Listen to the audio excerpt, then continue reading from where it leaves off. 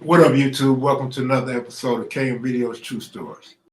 Welcome to another episode, KM Videos True Stories. I get my roll on, you know what I'm saying? Cruising down the street in my city car.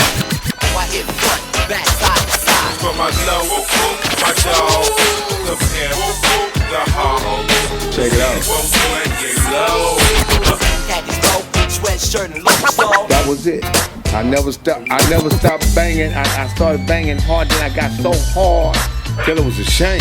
Welcome to another episode of KM Videos True Stories.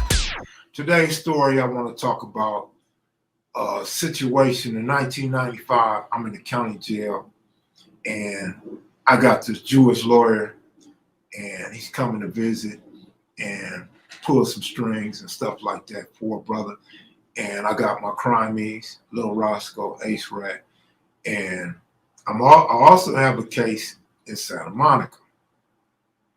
So I'm dealing with two different cases, two different courtrooms, two different cities. And I had basically another lawyer representing me in Santa Monica from the same law firm, but not the same lawyer. And when we would go to court, my lawyer would always come talk to me. Some of the other people's lawyers would talk to them too.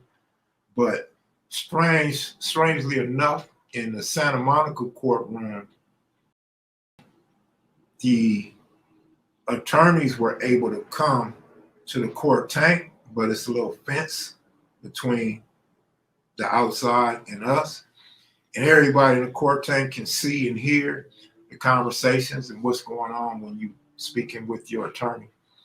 And my attorneys would send other people from their office to visit because they had such a large caseload that they couldn't be at everybody's court hearing. And some were more important than others. And a lot of these Jewish lawyers, they will and deal. They find deals for you. So they really only show up when it's time to make a deal, right? Or go to trial, which often they don't want to go to trial because they'll end up getting you a plea deal if they don't beat the case. I don't want to go too far astray. And so we're housed in the gang house, 3,200. So you got the Crips over here on both rows, then you got the Bloods on both rows, and then you got the Asians, then you got the white boys, and you got the Mexicans, right? So you got some high power Mexicans, some MA, and some high ranking or some down South Siders or what have you. And there was you couldn't get cigarettes from the store no more at this time. I'm getting hooked up. I'm being laced, but I'm not keistering nothing. And I'm not bringing nothing back up my ass, right? I ain't putting nothing up under my tongue or in my cheek or in my gums, none of that. And so I got the homies bringing back the tobacco, the lighters, the matches, and those type of things. Right? They skilled, they done time in jail, prison, shoe programs, all that. So they know how to bring that stuff back and they don't have no worries. Just break them off a little something and they good. And so because I had the sack and some of the homies that was there before me, they had the weed going on. So they had connections and to the other people on the other roads that I've talked about. And so I'm going to sell with Little Roscoe. Roscoe been doing time. He got some connects. He know how to wheel and deal and all that old stuff. But I'm really the hustler. Roscoe's like the mouthpiece. He's the big solid dude, that know how to establish relationships and make things happen.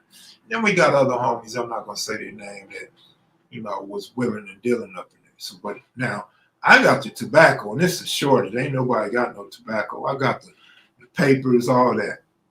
And so I'm selling the stuff, right? With the homies connecting me. And so I'm meeting like a Rick James. Not the singer Rick James. He was from Fruit Town or bounty hunter or something. And, you know, the other Damos, the UBN dudes, the Brim dudes, and then we didn't do no dealings with the Vietnamese and stuff like that. And now you got the white boys who I would have never dealt with, like those ABs and those biker white boys. But Roscoe had a rapport with everybody. He could talk to them and blah, blah, blah. And then the Mexicans, I'm not having no dealings with them for sure. But, you know, I like some of them style. I like the way they put it down. They organize and they orchestrate and abide by rules and stuff like that. And so Roscoe and the homies, you know, they would speak that Spanish, and boom, next thing I know, they getting their tobacco from me, their papers and their lighters and matches and stuff like that. And so, you know, I had cool store, you know what I'm saying? I'm getting stored like a mug, you know what I mean? And of course, Roscoe's just happy getting something out the deal and letting them know, like, all blacks, we ain't know, you know, we do legit business and we have the sack too, you know what I'm saying? And we ain't on no racial tip. Long as you buying, we selling. You feel me? And so what I want to say is Mexicans don't get down like that, and neither do the whites. Like, bro, they trying to keep everything to themselves. They trying to run some shit. Like, they want to be in control of everything. And my point is, we do some dealings. We deal with each other, you know, in certain situations. It's a must, especially when you isolated from general population and you locked in your cell 24 hours a day, except for you shower every other day or 3 times a week. And we ain't getting no day room because you don't get day room no more. You got general population filling up the day room. And so when we go to showers, this is when I deal with the others, you know, do the exchange and all that old stuff, right? Everything was smooth and legit. Nobody got over nobody. Nobody did no complaint or telling. But we don't run for no Mexican mafia. We don't, or no high-ranking Southside. Like, they not going to put no dope in our hand for us to run for them. Like, that's against state policy and rules, I would think. I would think, at least I've been taught from a Crip standpoint, like, we don't get in their business. They ain't trying to do business, have us do no business for them, because, see, it can go all bad that way. So if some dope come up missing, it's going to be a problem. Somebody's going to have to answer, whether it's a Southside or MA or whoever that black guy is that loses the drugs, that now puts a Mexican in a position where he owes a debt now.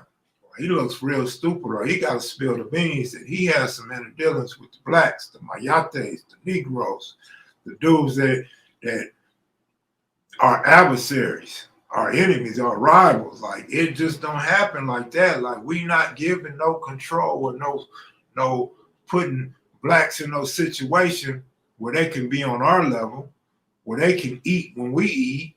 Like, nah, it don't work like that. Ain't no running. Ain't no running for the Mexicans, man. Ain't no running for the Mexicans. The Mexicans don't put you in position to run for them and carry their dope. You know what I'm saying? Like, it don't go down like that. Like, the best way to get something kicked off between blacks and Hispanics, black and white, or white and Hispanic, is to lose somebody's dope, man. Not come through on a drug debt or be in front of drugs. Like, you don't just give no dope to no brother and say, here, brother, go drop this off. Here, brother, bring this back from court, or bring this back from nowhere. You know what I'm saying? They don't go down like that. Have there been some sneaky sideways incidents? I'm sure there probably have been, but that's not a general rule. That ain't nothing that I'm familiar with. And from the homies that I talk to and the ones that indoctrinated me, it don't go down like that. Nah, man, the Mexicans wasn't dealing with us, bro. Nah, I don't know nothing about that. Like, That ain't my thing. And the reason why I tell this story is a lot of people that got at me, asked me, like, man, it go down like that in the prison? Like, y'all deal with the Mexicans and y'all some drug runners for them? Like, no, we don't run from them. I don't know what you're talking about. Like, where did that come from? They're like, man, that's what everybody talking about. No, I don't know nothing about that, man. And the few Crips I talk to, they don't know nothing about that. So I don't know nothing about that, man.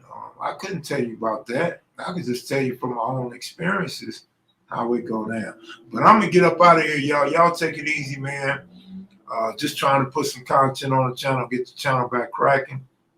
I want y'all to hit the like button. This is the call to action. Hit the like button. Leave a comment. And if you're new to the channel, please subscribe. Like, them is not hard things to do, won't cost you a dime, man. All that's free. And it helps a brother out, man. It keeps a starving student, you know what I'm saying, going.